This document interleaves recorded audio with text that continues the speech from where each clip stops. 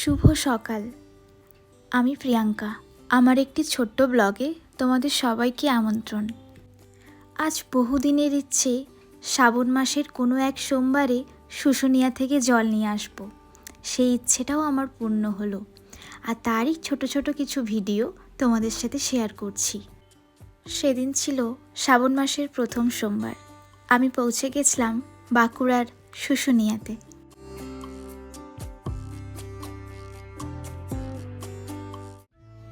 শ্রাবণ মাস চলছে। ভগবান ভোলেনাথের আরাধনায় মগ্ন সমস্ত হিন্দুবাসীরা।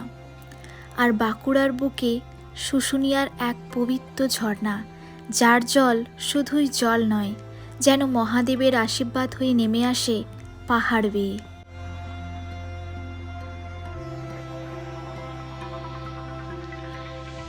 এই শ্রাবণ মাসেই হাজার হাজার ভক্তেরা শুশুনিয়ার সেই ঝর্ণা থেকে জল সংগ্রহ করেন।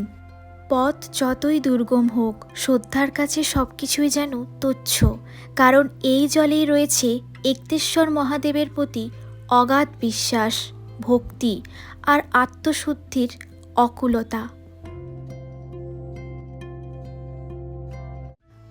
ভক্তেরা সেই জল ঢেলে দেন বাবা একতেশ্বরের শিবলিঙ্গে, এই বিশ্বাসে যে এই জল জল নয়, তারা ঢালছেন তাদের হৃদয়ের শ্রদ্ধা, তাদের অন্তরের ভালোবাসা আর পুণ্যের আহ্বান।